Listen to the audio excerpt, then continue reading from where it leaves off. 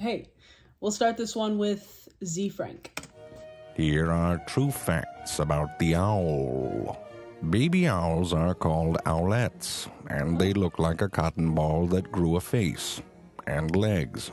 Owlets are born without flight feathers, and because they are vulnerable, they camouflage themselves as muppets. The owl has large front-facing eyes, which give it a wide range of binocular vision.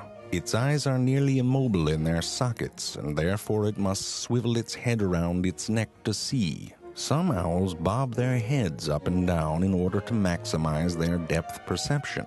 Try it right now. Focus on an object and bob your head up and down. That's right, keep bobbing your head. It doesn't really work for humans, but you do look like an idiot. As the owl grows older, it develops its flying feathers, and oh my, that's cute. He's like a little baby. He likes being pet. It's really the eyes, isn't it? It's adorable. Oh, look, this one's playing with his friend. Wait, what are you doing to that bird? Crap, you're not playing with... Don't try to hide it. I already saw it. Despite its cuddly appearance, beneath those fluffy feathers, the owl is what we call a bird of prey, because it eats prey. Just as the owls call us apes of the hamburger, because we eat hamburgers. The owl is a specialized hunting machine. Its talons are zygodactyl, two in front, two in back, and their grip is the strongest of the raptors. 500 pounds per square inch, 8 times stronger than the human. Just for the record, this is why we wear a glove. They crush their victims, then tear off little strips before swallowing them whole, digesting them, and then vomiting out the bones and fur in a small pellet. And this is why it's polite to throw up at an owl dinner party. The owl is a quiet hunter. It has specialized feathers on the front of its wings that reduce turbulence and allow it to fly in relative silence. If silence were loudness, they would be the loudest flying bird. That's a terrible metaphor. The owl's face is basically like a giant ear. The specialized feathers of its facial disc channel sound to its ear holes like a fuzzy satellite dish. Oh, that's nasty. Yep, that's an ear hole. Many owls have asymmetrical ear holes. One is higher than the other. By sensing tiny differences in the delay and volume of sound as it arrives in each ear, the owl is able to create a three-dimensional auditory map of its surroundings. Try riding a bicycle at night and picking up a moving burrito with your feet based on the sound that it makes. That is how an owl do.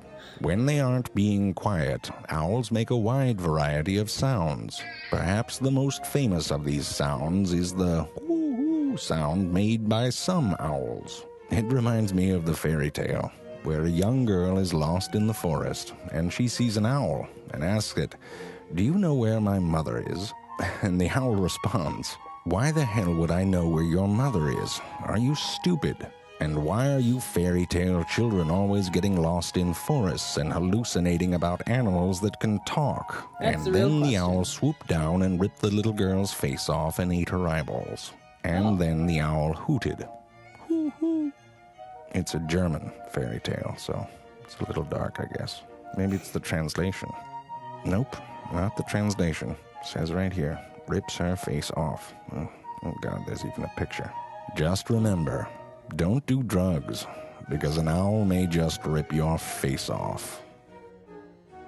Well, all right. I didn't want to stop that one because it was my first time watching anything from this channel. I wanted to listen to what he had to say.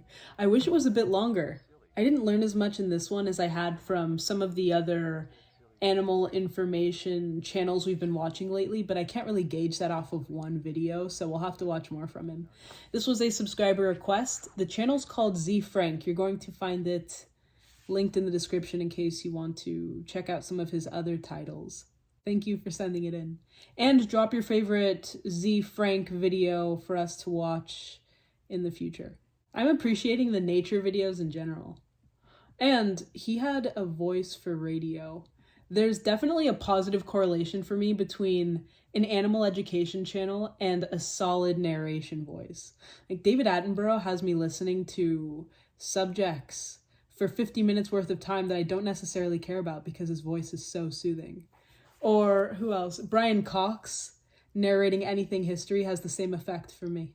Brian Cox, who plays the dad on Succession, not Brian Cox, the physicist. Or James Earl Jones. Who's another? Morgan Freeman narrating anything, I'm there for it as well. But my mind was turning in this one. Have you ever played that word association game where you start with one word and then you go back and forth with someone saying associated words or phrases until one of you can't think anymore? Something like, what's a good one? Travel, plane, aisle seat. I always take the aisle seat. During this, I was thinking owl, nocturnal animals, Jake Gyllenhaal. Have you ever seen that movie, Nocturnal Animals? It's directed by Tom Ford, which sounds like a bit of a hodgepodge, but it's actually a very good movie. And that's based off of a book called Tony and Susan. That can be our literary recommendation for today. It's a psychological thriller. And in that book, Tony writes a manuscript and sends it to Susan, who is his ex-wife at that point, who he hadn't seen for something like 15 years. And while she's reading the manuscript, the lines get really blurry as to what was realistically happening in their past that he wrote about and the fiction that she's reading. I like a good mind bender. And I would say that psychological thrillers are in my top 3 book genres. At some point, that book also becomes a detective novel. So, highly recommended from me. If you've seen the movie Nocturnal Animals, leave your thoughts on that. It has nothing to do with owls. So that really was a tangent. But leave your thoughts on owls if you have any animal facts. We'll say on birds in general. Please feel free to drop those down below. And the name of your favorite psychological thriller. Other than that, that's all I've got. So leave your thoughts. I'll catch you in the next.